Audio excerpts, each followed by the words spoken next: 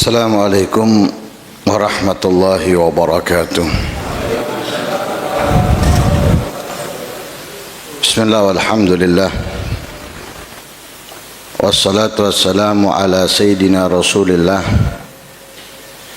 Muhammad ibn Abdullah wa ala alihi wa sahbihi wa man walah wa la hawla wa la quwata illa billah. Nawaitu ta'allum wa ta'lim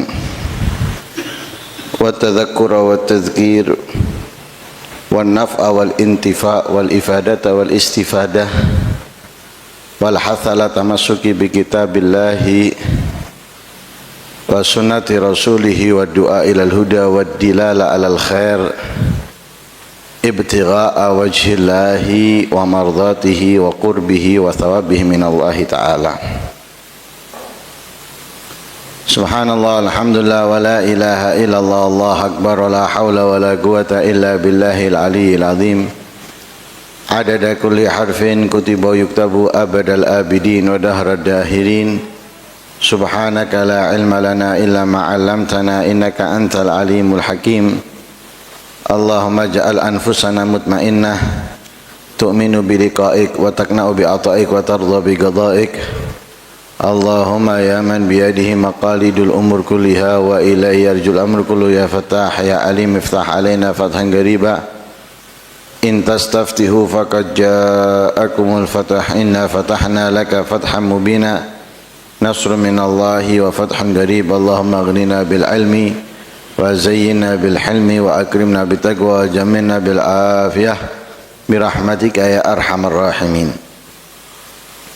Qala al-musannif rahimahullah wa nafa'ana bihi wa ulumikum fid dharain amin.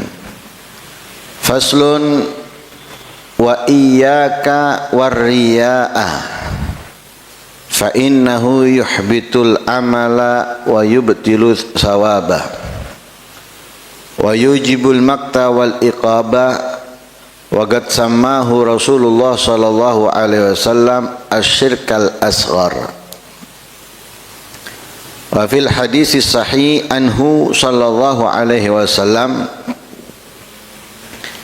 awalu khalqillahi tusla bihimun nar thalatha rajulun qara al-qur'ana liyuqala innahu qari wa rajulun ustushhida wa ma qatala illa liyuqala innahu jadi wa rajulun lahu malun tasaddaqa minhu sadaqatan liyuqalu innahu jawad. Al hadits mukhtasarun bima'na.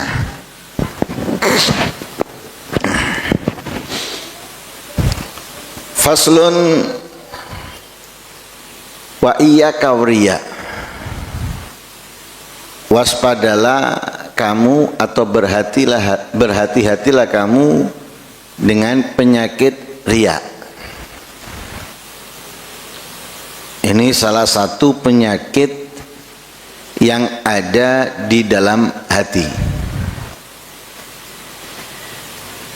Nabi sallallahu alaihi wasallam mengajarkan kepada kita untuk membebaskan hati dari segala kotoran dan penyakitnya.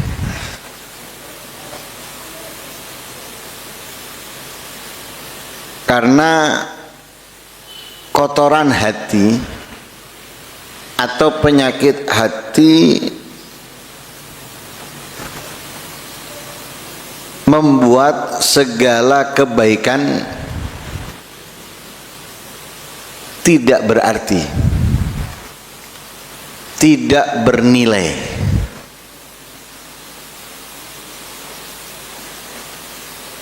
Dan tidak akan mendapatkan kemuliaan darinya.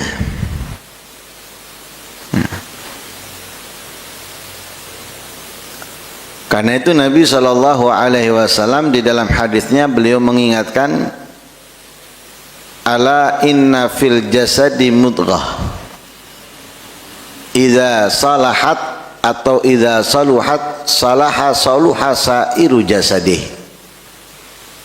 Wa idza fasadat fasada sa'iru jasadih. Di dalam hati kita itu ada segumpal daging. Kalau baik, bagus, akan menjadi baik dan bagus semuanya apa yang ada pada dirinya. Matanya, lisannya, pendengarannya, gerakan tangan dan kakinya akan menghasilkan sesuatu yang bagus, yang baik, yang indah. Tapi idza fasadat, maka jika segumpal daging tadi itu rusak, fasada sairul jasad, seluruh jasad akan rusak. Mata kita akan rusak, pendengaran kita akan rusak, mulut kita akan rusak, gerakan tangan dan kaki di dalam kerusakan. Lah apa segumpal daging itu? Dikatakan oleh Rasulullah, ala wahiyal galab, itu adalah hati. Dan Allah Subhanahu wa ta'ala di dalam ayat Al-Quran menegaskan, yang beruntung, yang selamat adalah orang yang hatinya kosong, bersih dari segala penyakitnya. Yauma la yanfa'u malun wala banun illa man atallaha biqalbin salim. Harta anak tidak lagi bermanfaat. Yang bermanfaat adalah seseorang yang menghadap kepada Allah, datang kepada Allah, membawa hati yang salim, yang sehat, yang bersih, yang selamat dari penyakit-penyakitnya. Lah di antara penyakitnya hati itu adalah ar-riya. Riya. Nah. Lah riya itu yuhbitul amal. Nah. Amal tadi itu tinggi, mulia, istimewa, tapi karena riya akan jatuh. Sholat adalah satu ibadah yang memiliki kemuliaan yang sangat istimewa, sehingga Nabi SAW dan orang-orang yang mengikuti Nabi daripada para sahabatnya, para tabi'in, para ulama salaf dan yang lain sebagainya, sholat.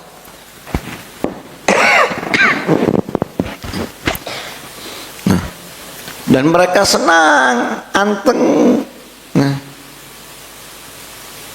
gembira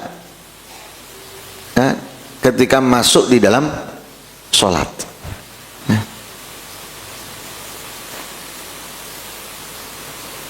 Tidak ada apapun yang mereka senangi seperti apa yang mereka dapatkan di dalam sholat.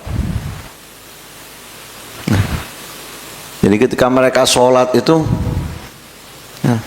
seperti kita ini mendapatkan banyak rezeki, dapat uang, dapat rumah, dapat mobil, dapat motor. Itu yang dirasakan mereka saat sholat. Senang mereka, asik mereka, karena itu salam, sholat lagi, salam, sholat lagi. Bahkan terkadang sholatnya itu nggak habis-habis, nggak selesai-selesai, nggak selesai-selesai sholat. Ibaratnya berdirinya itu bukan menitan atau puluhan menit, jam, dari jam ke jam. Asik. Kenapa asik? memiliki kemuliaan besar. Membaca Al-Quran pahalanya besar, qiyamul lail pahalanya besar, puasa sunnah memiliki banyak pahala, kedudukan. Tapi kalau riya, sholatnya, Al-Qur'annya, qiyamul lailnya, puasanya atau sedekahnya langsung jatuh semua harganya, tidak memiliki harga. Itu yang pertama. Dengan riya, amal kebaikan yang walaupun sangat istimewa itu tidak bernilai lagi. Yang kedua, wa yubtilu thawab, gagal dapat pahala. Amalannya istimewa, mestinya dapat besar pahalanya, ini karena amalannya nggak menjadi istimewa lagi, sudah seperti itu pahalanya gagal, nggak dia dapatkan. Pahala sholat nggak dapat, pahala membaca Al-Quran nggak dapat, pahala puasa nggak dapat, pahala sedekah nggak dapat. Jadi seperti orang mengerjakan sesuatu tapi tidak ada apresiasi dari orang yang mempekerjakannya, setelah itu nggak digaji. Nah, tentunya bagi orang yang mengerjakan itu sia-sia, karena dia mengerjakan ingin mendapatkan imbalan dari yang mempekerjakannya, tapi ini yang mempekerjakannya nggak mau bayar.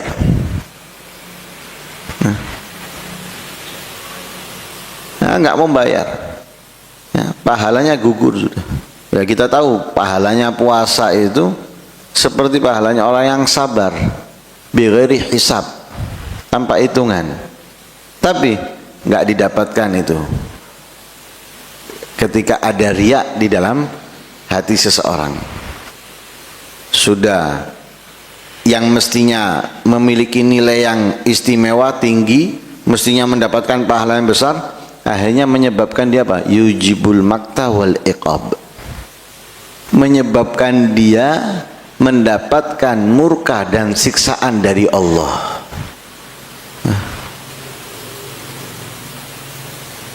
Nggak dapat pahala, nggak dapat kemuliaan, padahal yang dilakukan adalah kebaikan, ketaatan, tapi karena riya yang ia dapatkan akhirnya adalah murkanya Allah dan siksaannya.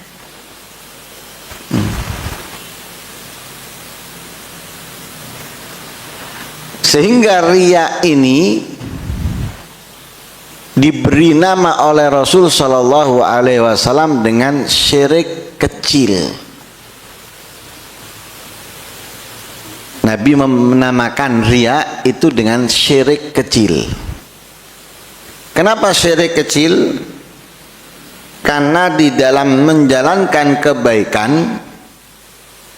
ketaatan, ia memiliki tujuan kepada selain Allah. Nah, di pertemuan yang lalu kita diperintahkan untuk apa? Ikhlas. Ibadah tidak sah kecuali dengan ilmu, ilmu dan amal tidak bermanfaat kecuali dengan ikhlas. Di pertemuan yang lalu seperti itu. Lah ikhlas itu mengerjakan segala macam kebaikan tidak ada tujuan kecuali Allah atau dari Allah. Itu ikhlas. Lah syirik ini dia punya tujuan selain Allah. Nah, berarti dalam ibadahnya semestinya hanya untuk Allah, tapi dia bukan hanya untuk Allah, tapi Allah dan selainnya. Nah, lah namanya beribadah bukan hanya kepada Allah atau mengharap bukan hanya dari Allah, itu berarti apa? Menyekutukannya. Nah, Kita ngomongnya inna sholati wa nusuki wa mahyaya wa mamati lillahi rabbil. Kita ngomongnya seperti itu. Hanya untuk Allah. Hanya kepada Allah. Nah, sholatku, ibadahku, hidupku, matiku ini hanya untuk Allah ngomongnya. Nggak cukup sekali, diulang lagi, bahkan setiap rokaatnya iyyaka na'budu wa iyyaka nasta'in. Hanya kepada Allah aku beribadah, hanya kepada Allah aku meminta pertolongan, ngomongnya. Tapi di dalam mengerjakannya ingin dinilai oleh orang, ingin dipuji orang, ingin mendapatkan simpati orang. Lah berarti apa? Ada dua tujuan, dua keinginan. Pertama dari Allah, yang kedua dari makhluknya Allah. Nah, karena itu dinamakan oleh Rasulullah syirkul asghar, syirik kecil.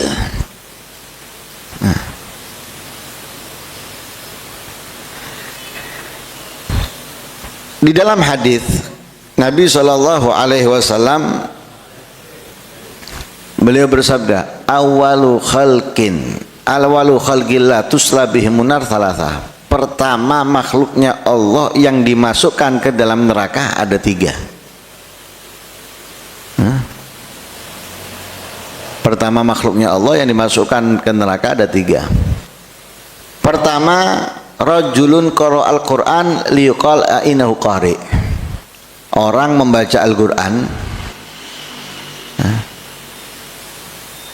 ingin disebut bahwa dia ahli membaca Al-Qur'an. Ingin dibilang dia istiqomah membaca Al-Qur'an. Dia baca Quran, tahu kepingin orang mengatakan bahwa dia adalah orang yang ahli Quran. Nah, yang pertama. Yang kedua, rajulun ustushhid. Seseorang mati dalam medan perang. Mati di medan perang. Berhadapan antara muslimin dan kufar, orang-orang kafir. Meninggal di medan perang.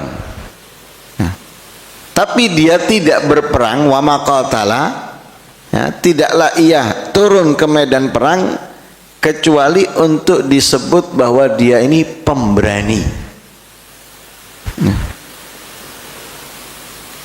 Tidak turun, tidak hadir di medan perang kecuali hanya ingin mendapatkan ungkapan dari orang-orang bahwa dia adalah pemberani. Yang ketiga, warajun lahu malun tasaddaqa minhu sadaqatan liyuqala innahu jawad. Orang punya harta, disedekahkan sebagian daripada hartanya, tidak dilakukan kecuali hanya ingin disebut orang bahwa dia adalah orang yang dermawan. Ya, tiga orang itu semuanya melakukannya bukan hanya untuk Allah. Membaca Al-Quran bukan hanya untuk Allah. Hanya ingin apa? Sebutan dari orang bahwa dia ada ahli Quran. Berperang melawan orang-orang kafir, mungkin bahkan bersama Nabi, tapi tidak ada tujuan di dalam ikut sertanya kecuali apa, diantaranya ingin dibilang bahwa dia adalah pemberani atau pahlawan misalnya. Sedekah juga gitu, supaya dibilang orang bahwa dia adalah orang yang dermawan. Ini semuanya adalah riya. Mestinya kita membaca Al-Quran itu ya karena kalamnya Allah, saya ingin mendapatkan sesuatu darinya, bukan supaya orang mengatakan bahwa aku adalah ahli Quran. Kita berperang untuk menegakkan agamanya Allah. bukan kepingin disebut pahlawan. Kita bersedekah ingin pahala yang disediakan oleh Allah dari sedekah, ditolaknya bala, dijauhkan dari neraka dan lain sebagainya.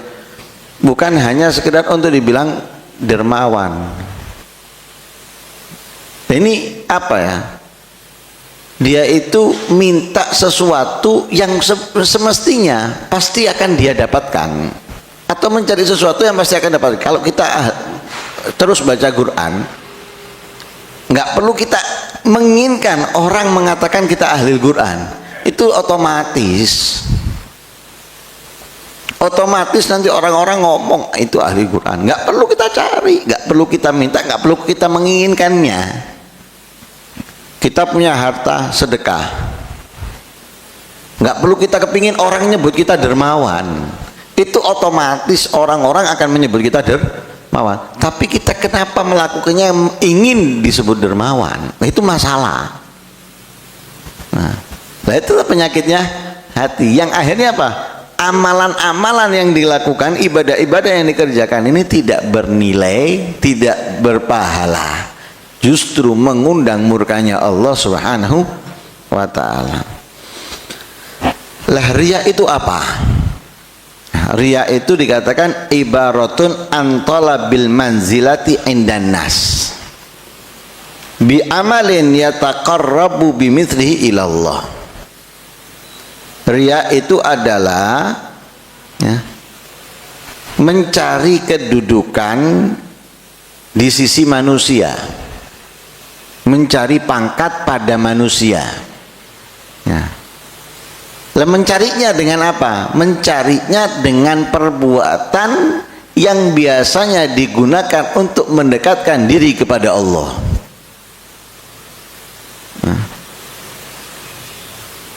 Kalau misalnya minuman, aku sakmene ndak mabuk, dia minum sengaja depannya orang, supaya dibilang dia kuat sak botol ndak mabuk misalnya. Minum dah kelok. Apakah riya? Ndak riya. Kenapa? Karena yang dilakukan bukan amalan yang biasanya digunakan untuk mendekatkan diri kepada Allah. Itu maksiat. Jadi nggak disebut riya, dia disebut goblok, bukan disebut riya. Kalau main judi, ahli dia, kepingin disebut ahli judi misalnya, kepingin disebut ahli judi. Apakah riya? Enggak riya. Karena apa yang dilakukan bukan amalan yang mendekatkan diri kepada. Riya itu mencari posisi, mencari pangkat, kedudukan di mata manusia dengan amalan yang biasanya digunakan untuk mendekatkan diri kepada Allah, seperti kasolati wasyami, seperti sholat, seperti puasa, membaca Al-Quran, sedekah, berperang, berjihad, mencari ilmu dan sebagainya. Nah, ini kan amalan sholat, amalan yang kita dengannya bisa mendekatkan diri kepada Allah. Puasa, amalan yang kita bisa mendekatkan diri kepada Allah. Jihad, mencari ilmu, berzikir, yang lain sebagainya, itu amalan yang bisa mendekatkan diri kepada Allah. Nah, ketika kita ingin mendapatkan sesuatu pada manusia lewat amalan ini, itu namanya riya. Ingin dipuji, ingin ini namanya riya. Lah kita tahu dampaknya riya, nggak berpahala, nggak menjadi istimewa lagi. Amalan itu justru mengundang murkanya Allah. Fa in ahsasta min nafsika birriya fala tatlubannal khalasa minhu bitarkil amal. Lah percuma saya melakukan kalau saya riya, nggak percuma. Jadi kalau ada fa'in astasta min nafsik, jika ada rasa ya kamu merasakan di dalam dirimu birriya, dengan riya, falatat lubannal khalas minu bitarkil amal, jangan kamu mencari ya kebebasan dari riya itu dengan meninggalkan amal. Baca Quran, percuma saya baca, ini tujuannya saya supaya dipuji orang, supaya saya ini dibilang ahli Quran misalnya. Adalah percuma wong riya. Bu, jangan kita mencari membebaskan diri dari riya itu justru dengan meninggalkannya. Bukan. Tetap harus kita lakukan. Sholat misalnya, saya sholat ini percuma, saya kepingin dilihat orang itu, kepingin dilihat orang ini, kemudian nggak sholat, salah. Tetap harus sholat. Jadi jangan tinggalkan amal karena merasa riya, tetaplah beramal. Amal apa yang kita merasakan kita ada riya di situ, jangan justru kita tinggalkan amal itu, tetap harus kita lakukan. Kenapa? Kalau kita tinggalkan, fatakunu qad ardaita syaitan. Nah, kalau kamu tinggalkan, berarti kamu sudah membuat bahagia setan. Karena setan ingin kita meninggalkan. Nah, jadi setan itu gini. Setan itu kepingin kita meninggalkan ibadah. Nah, caranya, terkadang menghalangi kita melakukannya, terkadang mendorong kita melakukannya, tapi ujung-ujungnya membuat ibadah itu tidak berarti, yang akhirnya kita meninggalkan. Jadi inti poin utamanya itu kita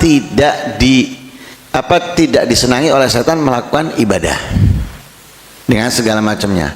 Lah kalau kita meninggalkan ibadah karena merasa ada riya di dalam ibadah itu, kita telah membuat bahagia setan. Ya, membuat bahagia setan. Makanya beliau mengatakan bal alaika antanzur. Ya, justru harus kamu perhatikan. Fakullu amalin la tastati'u an ta'malahu illa haitsu yarakan nas kal haji wal jihadi wa talabil ilmi wa salatil jamaah wa ma yajra majra dzalik fa alaika an taf'alahu dhahiran kama amarakallah. Setiap amalan yang kamu tidak mampu melakukannya kecuali dengan dilihat orang, karena ada amalan yang nggak mungkin tidak dilihat, nggak mungkin tidak diketahui. Nah, kalau amalan yang nggak mungkin kita lakukan ya, kecuali dengan dilihat orang, diketahui orang, seperti haji. Nah, haji singit-singit ya apa? Nggak bisa. Mau nggak mau ketika haji orang tahu. Mungkin tetangga nggak tahu kalau kita berangkat haji. Ngomong nang di berobat kemana? Malaysia misalnya. Orang nggak tahu kalau kita haji, tetangga. Tapi ketika di sana saat tawaf, sa'i, wukuf, ya, dan lain sebagainya, mau nggak mau apa? Dilihat orang. Kita bisa menghindar dari tetangga, tapi melaksanakannya kita nggak mungkin bisa menghindar. Mau nggak mau pasti kelihatan orang. Ngenteni wong turu kabeh baru tawaf, nggone tawaf nggak tahu ono sing merem melek kabeh. Ada aja orang tawaf jam 1, jam 2, jam 3, jam 4 sampai ketemu jam 1 lagi, ya ada aja orang tawaf. Begitu juga orang sa'i, ada aja jam berapapun orang sa'i. Ya. Mau nggak mau kelihatan orang, nggak bisa kita menghindar. Lah amalan yang nggak mungkin bisa menghindar, pasti kelihatan orang atau diketahui orang, seperti haji, jihad, mencari ilmu, salat berjamaah dan semisalnya. Dan semisalnya ini fa'alaika antaf'alahu dhahiran kama amarakallah. Hendaknya kamu lakukan secara dhahiran, terang-terangan, sebagaimana Allah perintahkan kepadamu. Nah, wajahid nafsaka wasta'in billah. Lah disitulah berperanglah dengan dirimu. Nah, untuk apa? Menghilangkan riya, menghilangkan kesombongan, atau apa, berbangga dengan apa yang kamu lakukan. Itu berperanglah melawan dirimu sendiri. Nah, wajahid nafsaka, berperanglah melawan dirimu. Wong yang delok konek berangkat ke masjid. Nah, ditelok tak ditelok jarno, duduk urusanku. Jadi kita berperang melawan ya, nafsu kita ngomong, kon dipuji, iku mah ngerasani kon, masya Allah, ya.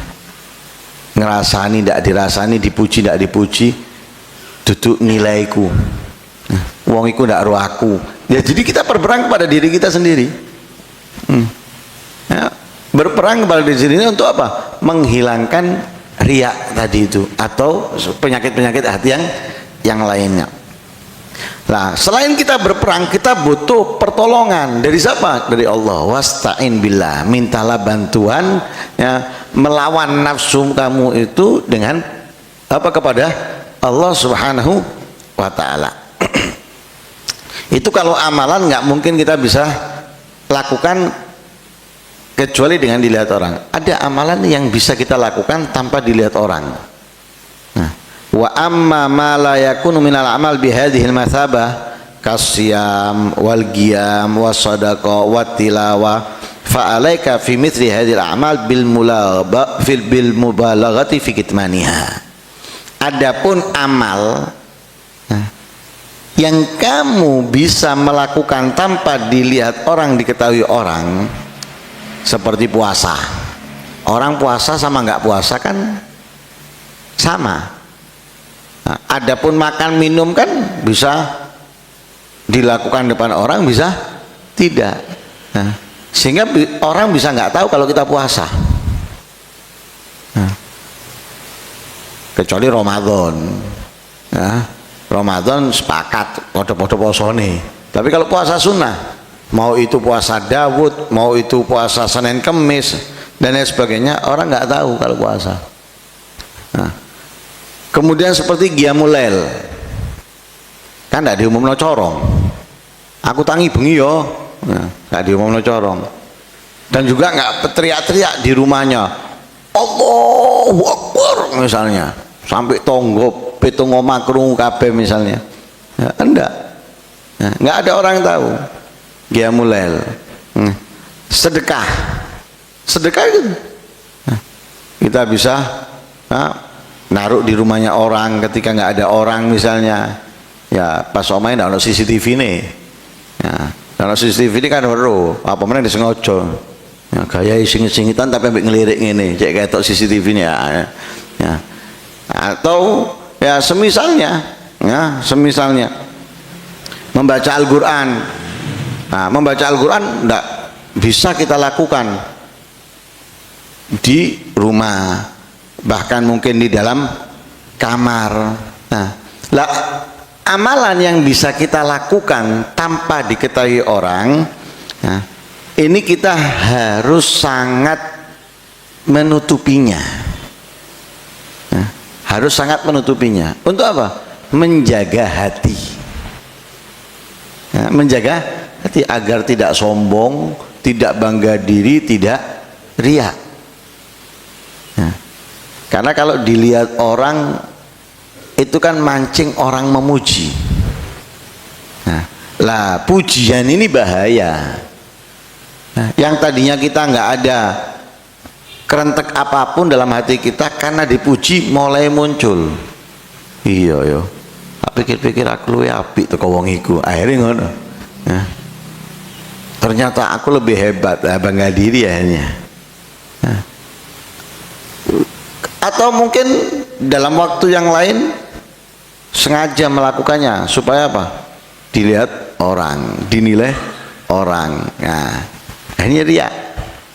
Nah, jadi kalau amalan yang bisa kita lakukan tanpa dilihat orang, kita harus berusaha menutupinya. Nah, harus berusaha sangat menutupinya. Kenapa? Fa inna fi'laha fisir afdal mutlaqan. Nah, karena amalan yang seperti ini itu dilakukan tidak diketahui orang lebih afdol. Qiyamul lail nggak diketahui orang itu lebih afdol. Sedekah tidak diketahui orang itu lebih afdol. Nah, karena itu Sayyidina Ali Zainal Abidin semasa hidupnya di kota Madinah nggak ada orang yang minta-minta. Kenapa? Sedekahnya dilakukan sembunyi-sembunyi. Nggak ada orang yang tahu. Nggak ada orang yang tahu. Sepanjang hidupnya nggak ada orang yang tahu, ya, kecuali setelah meninggalnya. Ya. Meninggalnya itu pun setelah beberapa saat. Kok nggak ada lagi? Ya, biasanya mereka menerima pada jam tertentu, ini nggak ada lagi.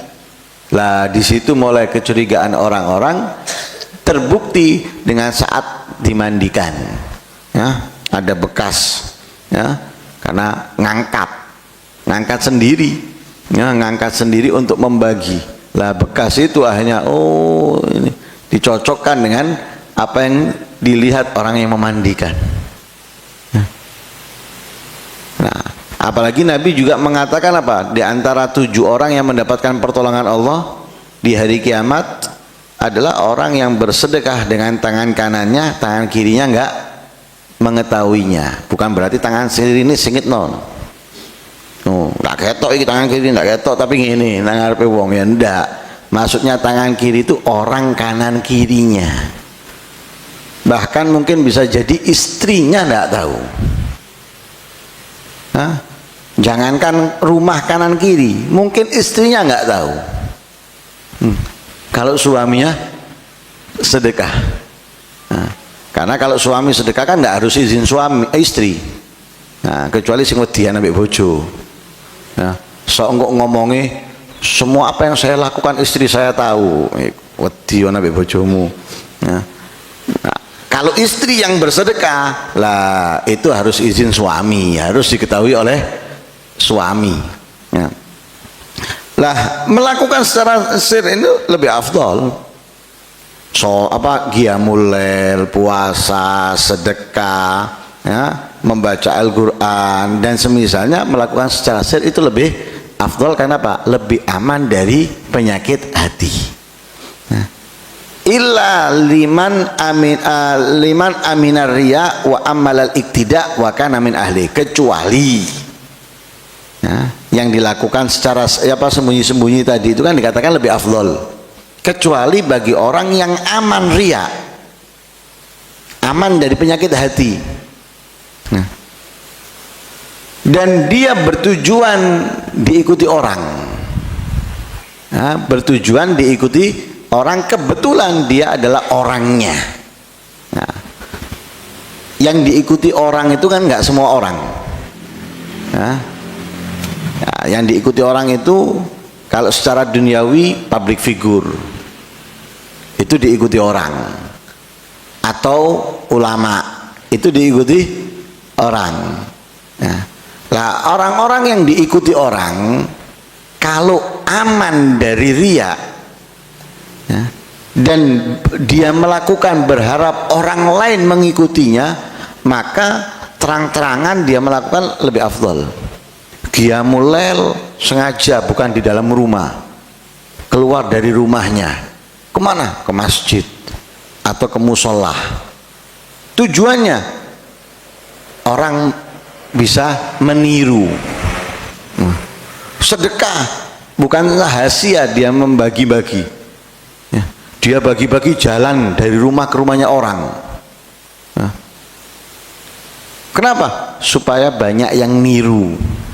Nah, membaca Al-Quran dia nggak baca di dalam kamarnya atau di rumahnya, tapi di luar rumahnya, di musola, di masjid atau semisalnya. Kenapa? Tujuannya supaya orang ngikuti dia dari orang-orang yang aman riya atau aman penyakitnya hati, lebih afdol. Nah, jadi amalan yang bisa disembunyikan itu afdolnya disembunyikan, tapi bisa, ya, ditampakkan, ditunjukkan. Satu, kalau dia orang yang diikuti, Ya. Kemudian dia melakukannya tujuannya untuk diikuti, aman riya, aman dari penyakit hati, maka lebih afdal dia melakukan terang-terangan. Ya. Nah, kalau sembunyi akhirnya tidak ada yang niru.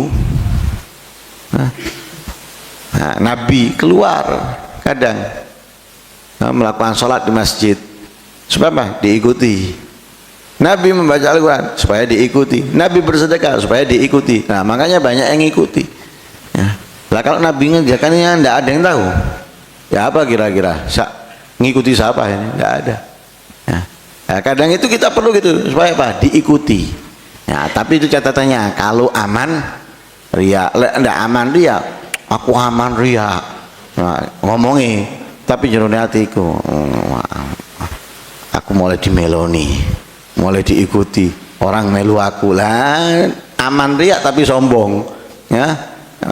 Jadi masuk bebas dari lubang satu, masuk ke lubang yang lain, sama-sama di dalam penyakit hati. Akhirnya apa?